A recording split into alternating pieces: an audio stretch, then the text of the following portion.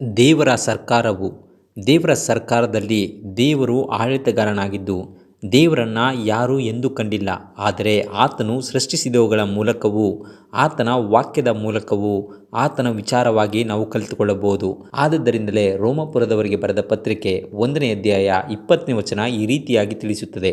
ಹೇಗೆಂದರೆ ಕಣ್ಣಿಗೆ ಕಾಣದಿರುವ ಆತನ ಗುಣಲಕ್ಷಣಗಳು, ಅಂದರೆ ಆತನ ನಿತ್ಯಶಕ್ತಿಯು, ದೈವತ್ವವು ಜಗತ್ತುತ್ಪತ್ತಿ ಮೊದಲುಗೊಂಡು ಆತನು ಮಾಡಿದ ಸೃಷ್ಟಿಗಳ ಮೂಲಕ ಬುದ್ಧಿಗೆ ಗೊತ್ತಾಗಿ ಕಾಣಬರುತ್ತದೆ ಎಂಬುದಾಗಿ ತಿಳಿಸುತ್ತದೆ.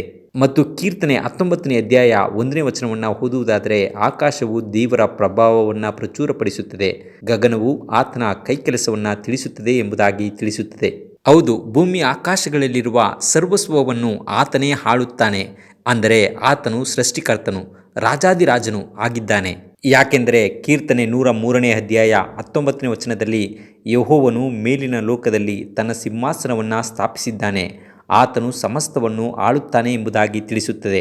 ಆದ್ದರಿಂದಲೇ ಈ ಲೋಕವನ್ನು ಸೃಷ್ಟಿ ಮಾಡಿ ಈ ಲೋಕವನ್ನು ಆಡಳಿತ ಮಾಡುವ ದೇವರೇ ಈ ಜಗಕ್ಕೆಲ್ಲ ದೇವರಾಗಿದ್ದಾನೆ.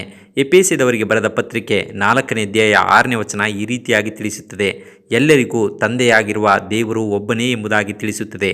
ಆದರೆ ಯೇಸು ಕ್ರಿಸ್ತನು ಮತ್ತು ಪವಿತ್ರಾತ್ಮನು ಆತನ ಕಾರ್ಯಕಾರಿಯೂ ಆಗಿದ್ದು ದೇವರು ತ್ರಯೇಕ ದೇವರಾಗಿದ್ದಾನೆ. ಇದನ್ನೇ ಸತ್ಯವೇದ ದೈವತ್ವವು ಎಂಬುದಾಗಿ ಕರೆಯಲಾಗಿದೆ. 1 ಯೋಹಾನ 5ನೇ ಅಧ್ಯಾಯ 7ನೇ ವಚನವನ್ನು ಓದುವುದಾದರೆ, ಪರಲೋಕದಲ್ಲಿ ಸಾಕ್ಷಿ ಕೊಡುವವರು ಮೂವರಿದ್ದಾರೆ. ಅವರು ಯಾರೆಂದರೆ ತಂದೆಯು, ವಾಕ್ಯವು ಮತ್ತು ಪರಿಶುದ್ಧಾತ್ಮನು, ಮೂವರಾಗಿರುವ ಇವರು ಒಂದಾಗಿದ್ದಾರೆ ಎಂಬುದಾಗಿ ತಿಳಿಸುತ್ತದೆ. ಹೀಗಾಗಿ ಯೇಸು ಕ್ರಿಸ್ತನು ಮತ್ತು ಪರಿಶುದ್ಧಾತ್ಮನು ತ್ರಯೇಕ ದೇವರ ಅಂಶಗಳಾಗಿದ್ದು ದೇವರ ಕ್ರಿಯೆಗಳಲ್ಲಿ ಭಾಗಿಯಾಗಿದ್ದಾರೆ. ಹೇಗೆಂದರೆ 1 ಕೊರಿಂಥದವರಿಗೆ 8ನೇ ಅಧ್ಯಾಯ 6ನೇ ವಚನವನ್ನು ಓದುವುದಾದರೆ, ನಮಗಾದರೂ ಒಬ್ಬನೇ ದೇವರಿದ್ದಾನೆ, ಆತನು ತಂದೆ ಎಂಬಾತನೇ, ಆತನು ಸಮಸ್ತಕ್ಕೂ ಮೂಲ ಕಾರಣನು, ನಾವು ಆತನಿಗಾಗಿ ಉಂಟಾದೆವು ಮತ್ತು ನಮಗೆ ಒಬ್ಬನೇ ಕರ್ತ, ಆತನು ಯೇಸು ಕ್ರಿಸ್ತನೇ, ಆತನ ಮುಖಾಂತರ ಸಮಸ್ತವೂ ಉಂಟಾಯಿತು ಎಂಬುದಾಗಿ ತಿಳಿಸುತ್ತದೆ. ತಂದೆ ಮಗ ಮಾತ್ರವಲ್ಲದೆ ಪವಿತ್ರಾತ್ಮನ ಮೂಲಕವಾಗಿ, ಅಂದರೆ ಆತ್ಮನು ಸತ್ಯದ ಸ್ವರೂಪನಾಗಿರುವ ಪವಿತ್ರಾತ್ಮನ ಮೂಲಕವಾಗಿಯೂ ದೇವರು ತನ್ನ ಕೆಲಸವನ್ನು ನಡೆಸುವವನಾಗಿದ್ದಾನೆ. ಹೀಗೆ ದೇವರ ಸರ್ಕಾರದ ಆಡಳಿತದಲ್ಲಿ ತಂದೆ, ಮಗ, ಪರಿಶುದ್ಧಾತ್ಮ ಈ ಮೂವರು ಸಹ ಒಂದೇ ಮನಸ್ಸುಳ್ಳವರಾಗಿ ತಮ್ಮ ಕಾರ್ಯಗಳನ್ನು ಮಾಡುವವರಾಗಿದ್ದಾರೆ. ಮಾತ್ರವಲ್ಲದೆ ಇವರ ಆಡಳಿತ ಸೇವೆಯಲ್ಲಿ ದೇವದೂತರು ತ್ರಯೇಕ ದೇವರಿಂದ ಸೃಷ್ಟಿಸಲ್ಪಟ್ಟವರಾಗಿ ಸಂತೋಷದಿಂದ ಆತನ ಸೇವೆ ನಡೆಸುವ ಸೇವಕರಾಗಿದ್ದಾರೆ. ಕೀರ್ತನೆ 103ನೇ ಅಧ್ಯಾಯ 20ನೇ ವಚನ ಈ ರೀತಿಯಾಗಿ ತಿಳಿಸುತ್ತದೆ, ದೇವದೂತರೇ, ಆತನ ಶಬ್ದಕ್ಕೆ ಕಿವಿಗೊಡುವವರೇ, ಆತನ ಆಜ್ಞೆಯನ್ನು ನೆರವೇರಿಸುವ ಪರಾಕ್ರಮಶಾಲಿಗಳೇ, ಯೆಹೋವನನ್ನು ಕೊಂಡಾಡಿರಿ ಎಂಬುದಾಗಿ ತಿಳಿಸುತ್ತದೆ.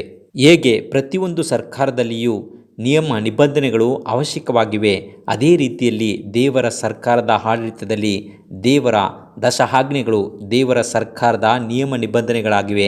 ದಾನಿಯೇಲನ ಪುಸ್ತಕ 7ನೇ ಅಧ್ಯಾಯ 9ರಿಂದ 14 ತನಕ ನಾವು ಓದುವುದಾದರೆ, ನ್ಯಾಯಶಾಸನದಲ್ಲಿ ತಂದೆಯಾದಂಥ ದೇವರು ಆಸೀನರಾಗಿರುವುದನ್ನು, ಲಕ್ಷೋಪಲಕ್ಷ ದೇವದೂತರು ಆತನನ್ನು ಸೇವಿಸುವುದನ್ನು, ನ್ಯಾಯಸಭೆ ಕೂತುಕೊಂಡು ಪುಸ್ತಕಗಳು ತೆರೆಯಲ್ಪಟ್ಟಾಗ ಮನುಷ್ಯಕುಮಾರನಾಗಿರುವ ಕ್ರಿಸ್ತನು ತಂದೆಯಾದ ದೇವರನ್ನು ಸಮೀಪಿಸುವವನಾಗಿದ್ದಾನೆ. ಅಂದರೆ ದೇವರ ಸರ್ಕಾರದ ಆಡಳಿತದಲ್ಲಿ ದೇವರು ದಶಾಜ್ಞೆಗಳ ಮೂಲಕವಾಗಿ ನ್ಯಾಯ ವಿಚಾರಣೆ ಮಾಡಿ ತೀರ್ಪು ಮಾಡುವವನಾಗಿದ್ದಾನೆ. ಅದಕ್ಕಾಗಿಯೇ ಯಾಕೋಬನ ಪತ್ರಿಕೆ 2ನೇ ಅಧ್ಯಾಯ 12ನೇ ವಚನವನ್ನು ಓದುವುದಾದರೆ, ನೀವು ಬಿಡುಗಡೆಯನ್ನುಂಟು ಮಾಡುವ ಧರ್ಮ ಪ್ರಮಾಣದ ಪ್ರಕಾರ ತೀರ್ಮಾನವನ್ನು ಹೊಂದತಕ್ಕವರೆಂದು ಮಾತನಾಡಿರಿ, ನಡೆಯಿರಿ ಎಂಬುದಾಗಿ ತಿಳಿಸುತ್ತದೆ. ಆದ್ದರಿಂದಲೇ ದಾವೀದನು ಕೀರ್ತನೆ 40ನೇ ಅಧ್ಯಾಯ 8ನೇ ವಚನದಲ್ಲಿ, ಓ ನನ್ನ ದೇವರೇ, ನಿನಗೆ ಮೆಚ್ಚುಗೆಯಾದದ್ದನ್ನು ಮಾಡಲು ಸಂತೋಷಿಸುತ್ತೇನೆ, ನಿನ್ನ ನ್ಯಾಯ ಪ್ರಮಾಣವು ನನ್ನ ಅಂತರಂಗದಲ್ಲಿ ಅದೇ ಎಂಬುದಾಗಿ ತಿಳಿಸುವವನಾಗಿದ್ದಾನೆ. ಆದ್ದರಿಂದಲೇ ದೇವರ ಸರ್ಕಾರದಲ್ಲಿ ತಂದೆ, ಮಗ, ಪವಿತ್ರಾತ್ಮ ಮೂವರು ದೇವರ ಅಂಶಗಳಾಗಿದ್ದು ಆತನ ಎಲ್ಲ ಕ್ರಿಯೆಗಳಲ್ಲಿಯೂ ಭಾಗಿಯಾಗಿದ್ದಾರೆ. ದೇವದೂತರು ಆತನ ಸೇವೆ ನಡೆಸುವ ಸೇವಕರಾಗಿದ್ದು ಆತನ ದಶಾಜ್ಞೆಗಳು ಆತನ ಸರ್ಕಾರದ ನ್ಯಾಯ ನಿಬಂಧನೆಗಳಾಗಿವೆ. ಇಂಥ ದೇವರಿಗೆ ನಾವೆಲ್ಲರೂ ಭಯಪಟ್ಟು ಆತನನ್ನು ಮಹಿಮೆಪಡಿಸೋಣ. ದೇವರು ನಿಮ್ಮನ್ನು ಆಶೀರ್ವದಿಸಲಿ.